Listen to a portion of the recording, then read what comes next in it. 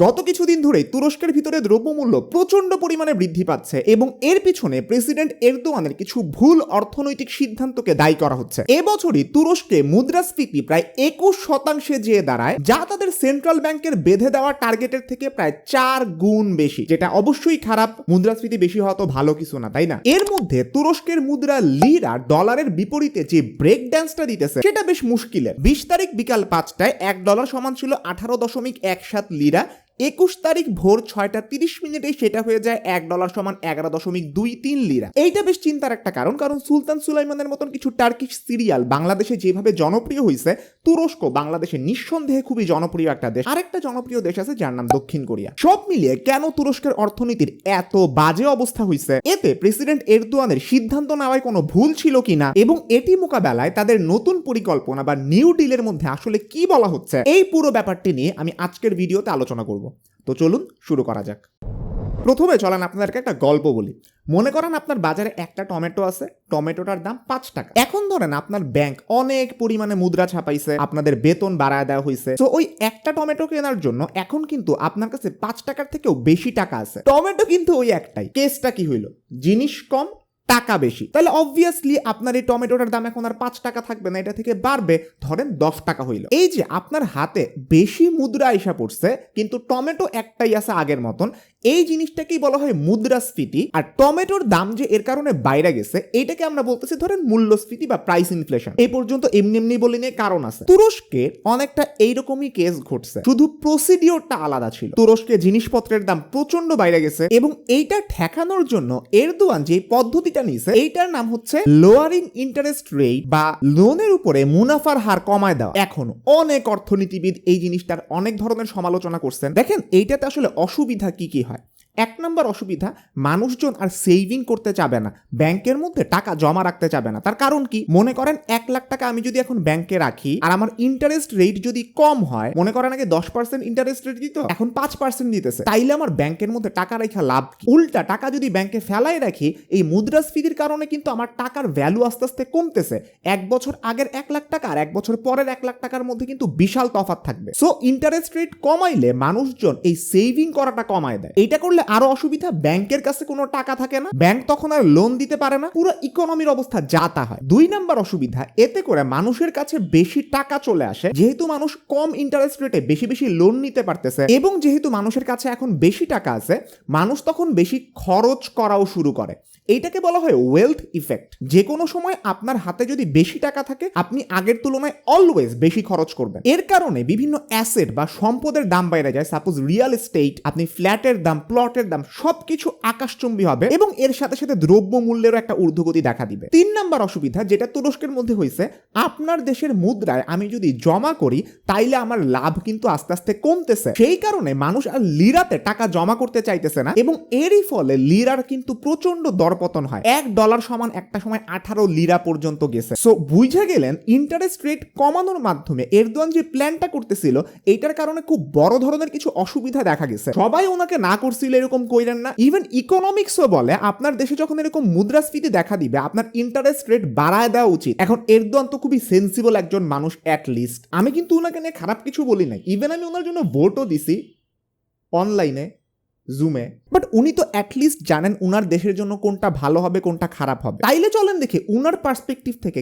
কেন উনি interest rate কমানোর কথা বলছে। রিজন নাম্বার 1, আপনি যখন ইন্টারেস্ট রেট বাড়ায়া দেন লোনের উপরে, তখন মানুষজন যেহেতু বেশি জমা করতেছে, এতে একটা অসুবিধা হয়, মানুষজন কোনো ইনভেস্ট করতেছে না বা বিনিয়োগ করতেছে না। বাজারের মধ্যে তরল টাকা বা কাঁচা টাকা বা ক্যাশ মানি, এইটার বেশ বড় ধরনের অভাব দেখা দেয়। ফলে পুরো অর্থনীতি আস্তে আস্তে স্লো ডাউন হয়ে যায়। এইটা একটা কারণ এরদোয়ান কেন আসলে ইন্টারেস্ট রেট কমায় রাখার কথা বলতেছে। দ্বিতীয় কারণ, তুরস্ক আর ইউএস এর মধ্যে কিন্তু একটা ক্যাচাল চলছিল 2018 সালে। ডোনাল্ড ট্রাম্প এসে একটা কাজ করছিল, তুরস্ক থেকে যে স্টিল আমদানি করা হয় ইউএসএ তে, ওইটার উপরে 50% ট্যারিফ বসাইছিল, আর যে অ্যালুমিনিয়াম আমদানি করা হয় ওইটার উপরে 20% ট্যারিফ বসাইছিল। এইটার ফলে কার্যত তুরস্কের স্টিলকে আমেরিকার মার্কেট থেকে ভাগায় দেওয়া হয়, যেইখানে তুরস্কের স্টিল রপ্তানির 13% হইতো এই আমেরিকাতে। বুঝতেছেন ওদের দুজনের ভিতরে ভয়ঙ্কর কাইজ্জা চলতেছে। 3 নাম্বার কারণ, এরদোয়ান কোনো এক কারণে বিশ্বাস করে ইন্টারেস্ট রেট বেশি থাকলে বেশি মুদ্রাস্ফীতি হয়। আমি জানি না কেন,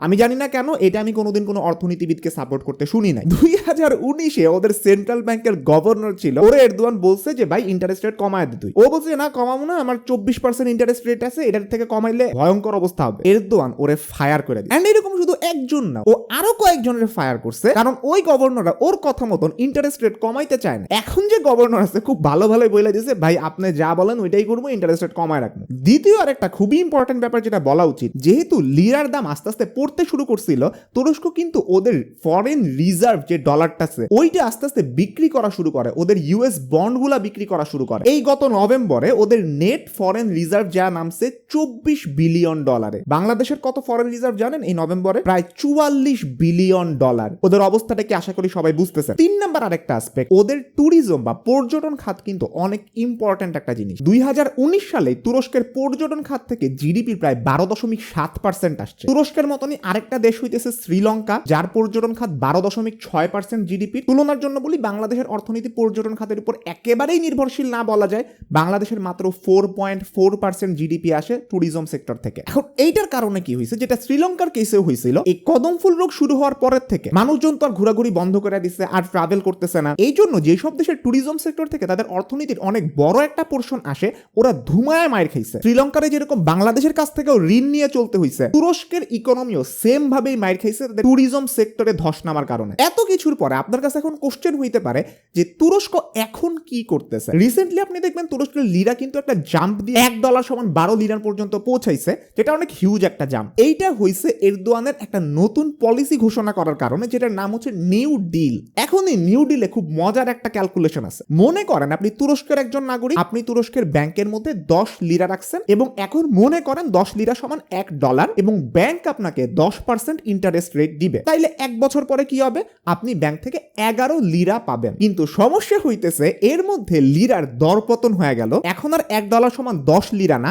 এখন $1 সমান 11 লিরা। তার মানে আগে আপনি 10 লিরা দিলেই $1 পাইতেন, এখন আপনাকে 11 লিরা দেওয়ার পরে $1 আপনাকে দিবে। তাইলে ইন্টারেস্ট পাই আপনার কি লাভ হইলো? কোনোই লাভ হয় নাই। এই ইন্টারেস্ট দেওয়ার চেয়ে না দেওয়াই ভালো। এখন প্রবলেম হইতেছে, মনে করেন লিরার ভ্যালু ইন্টারেস্ট রেটের থেকেও বেশি ফল করলো, অর্থাৎ $1 সমান যদি 12 লিরা হয়ে যাইত, তাইলে আপনি কি করবেন? আপনি অ্যাটলিস্ট 10 লিরা দিয়ে $1 পাইতেন, এখন 12 লিরা দিয়ে আপনার $1 পাইতে হবে, কিন্তু আপনার কাছে ইন্টারেস্ট সহই আছে 11 লিরা। তার মানে আপনি 11 লিরায় $1 থেকেও কম ডলার পাবেন। আপনার তাইলে এখানে লস না? এরদোয়ান এখন নতুন ডিলের মধ্যে বলতেছে, দেখেন আপনার তো 1 লিরা এখন কম আছে, এই 1 লিরাটা আমরা দিব, গভর্নমেন্ট দিয়ে দিব, তাইলে তো আপনার এখন 12 লিরা হয়ে গেল। এইটাতে মানুষজন বলছে ওকে ভাই ঠিক আছে, শান্তি পাইলাম, আমি এখন ব্যাংকের মধ্যে টাকা জমা রাখতে পারবো, কোনো সমস্যা না। কারণ আপনার লিরার ভ্যালু যদি পড়েই, তাইলে তো আপনি গভর্নমেন্ট আমাকে সিকিউরিটি দিতেছেন, আপনি আমার এই লিরাটা পূরণ করে দিবেন। ফলে এরদোয়ান এই প্ল্যানটার মাধ্যমে অ্যাটলিস্ট সবাইকে এইটা কনভিন্স করতে পারছে,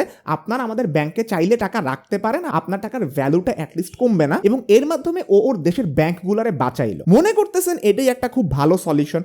আসলে না। প্রশ্ন করতে পারেন এরদোয়ান যে এক্সট্রা 1 লিরা সবাইকে দিবে, এই লিরাটা সে কোত্থেকে পাবে? অ্যাটলিস্ট এটা তো তার পকেট থেকে দিবে না, এটা সে 2টা মাধ্যমে পাইতে পারে। একটা মাধ্যম হইতেছে ওর ট্যাক্স রেট হাই করে দেওয়া। ও বলবে ঠিক আছে, আমার তো এখন মানুষকে অনেক বেশি টাকা দিতে হবে, আপনারাই আবার আমাদেরকে ট্যাক্স দেন অনেক বেশি বেশি। সো ওই ট্যাক্সের টাকা দিয়ে যাতে মানুষকে ব্যাংকের মধ্যে সে ওই ক্ষতিটা পোষাই দিতে পারে। এখন ট্যাক্স রেট বাড়াইলে আপনারা তো জানেনই মানুষ কিরকম পরিমাণে খ্যাপে, আর এরদোয়ানেরও বর্তমান অবস্থা ভালো না, ওর অপোজিশন পার্টি বহুত চাইতে রয়েছে, মানুষও বহুত চাইতে রয়েছে, ও ইলেকশনের মধ্যে যে কোনো সময় হারতে পারে, এটা সামনে 2023 সালে আসতেছে। 2 নাম্বার উপায় হইতে পারে ওর সেন্ট্রাল ব্যাংক বা কেন্দ্রীয় ব্যাংকে যা বলবে, ব্রো আমাদেরকে কিছু টাকা পয়সা দাও যাতে আমরা ওদেরকে টাকাটা ডিস্ট্রিবিউট করে দিতে পারি। এখন সেন্ট্রাল ব্যাংক যদি টাকা পয়সা দেয়, তাহলে তো যেই লাও সেই কদু, ও তো টাকা ছাপাইয়াই দিবে। সো ওই যে বেশি টাকা ছাপাইতেছেন কিন্তু জিনিসপত্র নির্দিষ্ট, তাইলে একটা জিনিস কেনার জন্য আপনার কাছে বেশি টাকা থাকলে আরো বেশি মুদ্রাস্ফীতি হবে, জিনিসপত্রের দাম আরো বাড়বে, তাইলে এটা তো লাভের জায়গায় উল্টা লস হইতেছে। তার উপরে এরদোয়ান রিসেন্টলি তুরস্কের মিনিমাম ওয়েজ বা ন্যূনতম বেতন 50% বাড়ানোর ঘোষণা দিচ্ছে। এই টাকাটাও নিশ্চয়ই সেন্ট্রাল ব্যাংক থেকে কোনো না কোনো ভাবে সরকার যে কোনো ভাবেই দিবে, এবং এটার কারণে এক্সপেক্ট করা হইতেছে মূল্যস্ফীতি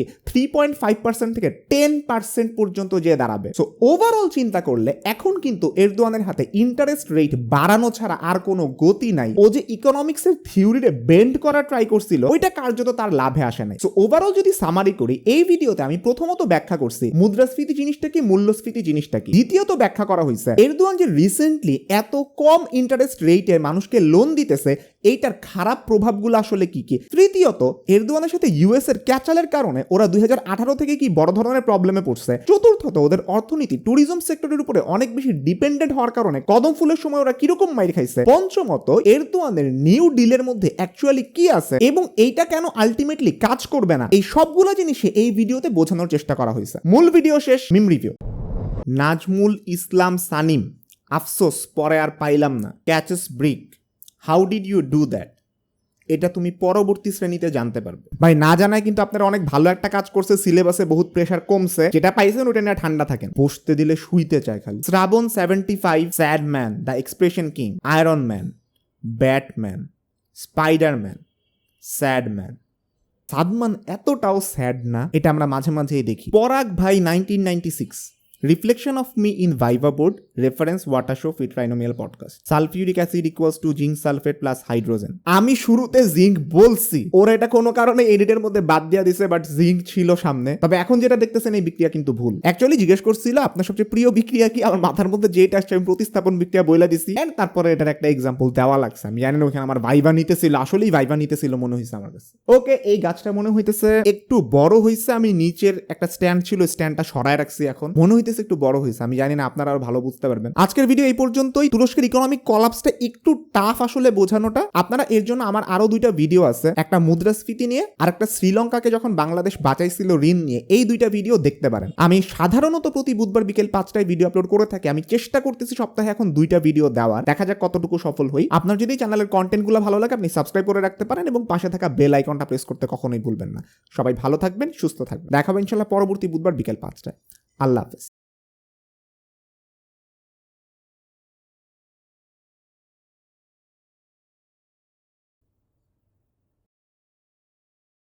কাট।